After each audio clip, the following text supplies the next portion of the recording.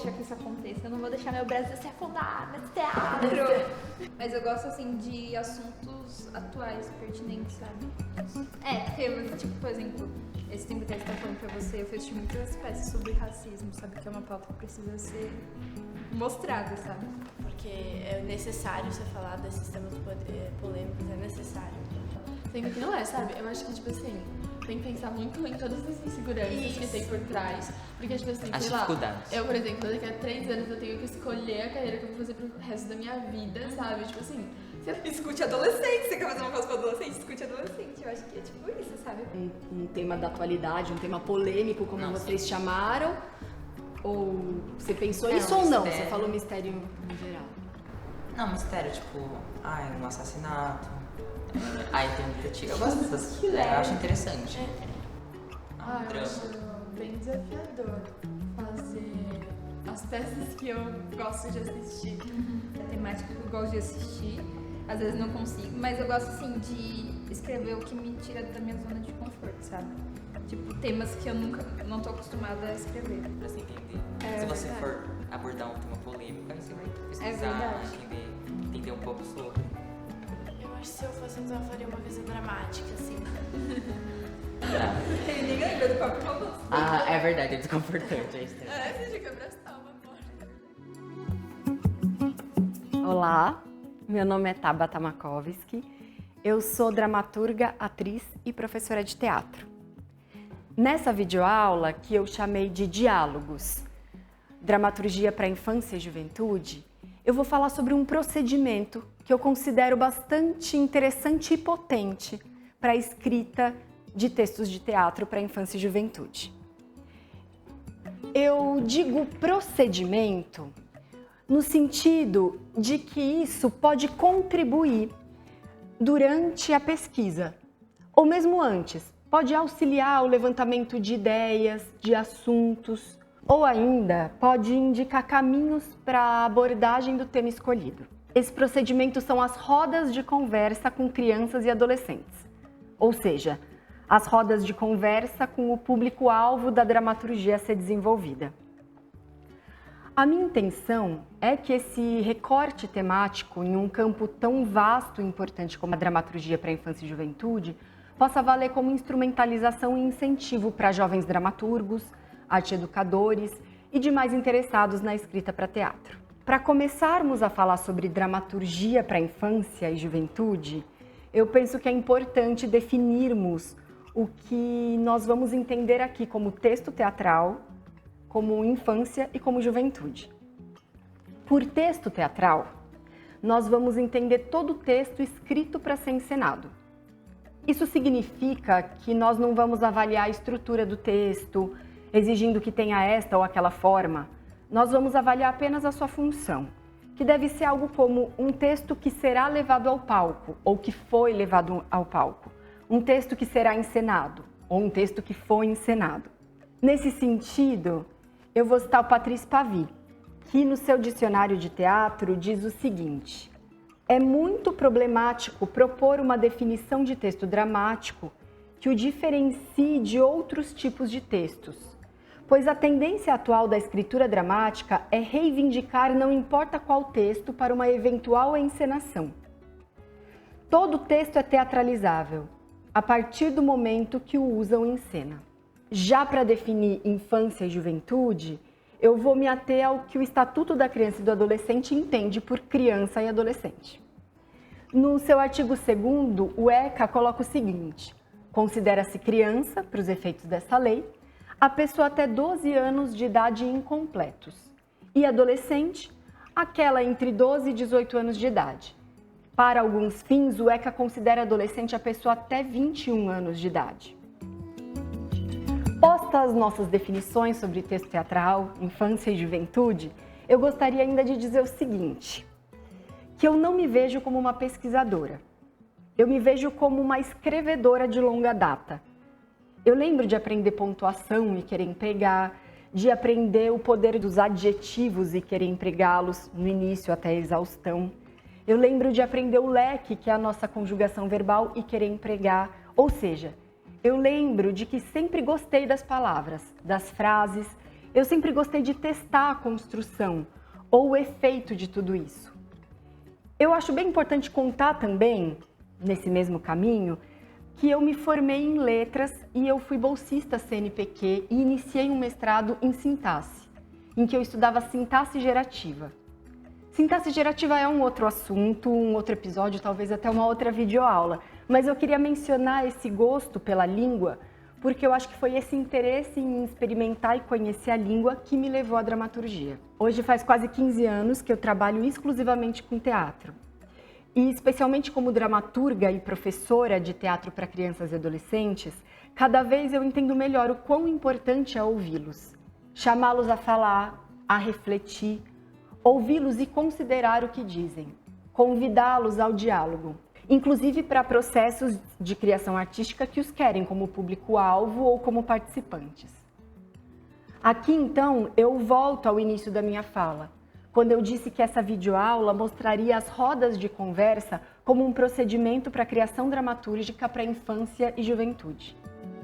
Bem, evidentemente, o levantamento de temas e outras pesquisas para a criação podem ser feitos de formas outras e várias, a partir de uma história lida em livro, ou a partir de uma notícia vista em jornal, a partir de uma história ouvida, ou a partir de um acontecimento observado, a partir de um poema, de um quadro, de uma fotografia, uma música, uma paisagem, a partir até de uma ideia que surgiu e você não sabe nem exatamente como. As rodas de conversa, então, dentro disso, digo mais uma vez, são mais um procedimento entre tantos. Um procedimento importante e potente entre tantos, que podem, aliás, serem usados em conjunto durante um processo de criação e escrita dramatúrgica. Muitos autores já escreveram e muitos fazedores de teatro já comprovaram que o teatro acontece no encontro, no diálogo efetivo entre atores e espectadores. Aqui nessa videoaula, eu quero apontar para o fato de que o encontro e o diálogo podem acontecer também antes do espetáculo, ainda na escritura do texto. E que esse encontro dentro do processo de criação pode ser enriquecedor e interessante para todos. Em rodas de conversa aberta, franca, não hierarquizada, temas relevantes e pertinentes às crianças e aos adolescentes podem ser levantados e trazidos por eles. E assim podem ser revelados a nós, adultos, dramaturgos, professores. Nesse caminho, nós podemos pensar em dois tipos de textos. Primeiro, textos escritos para serem montados profissionalmente, encenados por atores profissionais, adultos, e vistos por espectadores crianças ou jovens. Segundo, textos escritos para serem encenados por alunos de teatro, crianças e jovens, e vistos por seus amigos ou familiares, que podem ser adultos, crianças ou adolescentes. Para falar mais concretamente, eu vou mencionar textos que escrevi e que tiveram nas rodas de conversa uma etapa fundamental dos seus processos de criação. Primeiro, então, eu vou citar Incubo, um texto que eu escrevi a pedido de um grupo de atores profissionais que queria montar uma peça sobre bullying para o público juvenil. Para escrever esse texto, além de estudar sobre bullying, nós organizamos rodas de conversa com turmas de adolescentes de diferentes idades, escolas e classes sociais. Nesses encontros e entrevistas, nós nos apresentamos como um grupo de teatro que queria fazer uma peça sobre e para adolescentes. E que, por isso, nós gostaríamos de saber os assuntos que eles, os adolescentes, o nosso público-alvo, achavam interessantes ou importantes para uma peça de teatro. Invariavelmente, os assuntos se repetiram. A escola, os amigos, o crush, o não respeito a algumas diferenças, o respeito a outras diferenças, o bullying, os pais, a noite antes do primeiro dia de aula, as redes sociais. O bullying aparecer em todas as rodas de conversa nos deu a certeza de que era um assunto pertinente para essa dramaturgia. Por outro lado, a forma como era entendida a motivação do bullying e outros assuntos, o primeiro dia de aula, a relação com os pais, nos surpreenderam em muitos aspectos e acabaram por nortear a escrita dessa dramaturgia. Em segundo lugar, eu vou citar um conjunto de textos que venho escrevendo para grupos de alunos, adolescentes, encenarem. Como professora de teatro, eu escrevo ou adapto 2 ou 3 peças por ano para grupos de alunos usarem em suas apresentações. Entre essas peças, eu posso mencionar Hotel Lequer, Os Garotos do Zeitgeist, Segredos, Clube dos Solitários. Essas peças foram criadas a partir de rodas de conversas e troca de ideias entre os alunos da turma. E algumas delas também foram escritas assim, com muitas cabeças dando ideias e com muitas mãos escrevendo. Nessas peças, em que o processo foi colaborativo, eu apenas coordenei e organizei as ideias e depois finalizei a dramaturgia. Como professora, cada vez mais eu entendo a expansão de aprendizado que é os alunos participarem de cada etapa do processo de criação de um espetáculo, podendo incluir aqui, inclusive, a escrita de um texto dramatúrgico. Bem, enquanto eu gravava essa videoaula, eu conversei com alguns adolescentes, alunos aqui da Tuará, escola que fica na cidade de Jundiaí, da qual sou uma das professoras. Como eu não estou pesquisando sobre nenhum texto especificamente, eu perguntei a eles o seguinte: 1. Se vocês fossem assistir a uma peça, qual tema vocês gostariam de encontrar nessa peça? 2. Se vocês fossem atuar em uma peça de teatro, qual tema vocês escolheriam para essa peça? 3.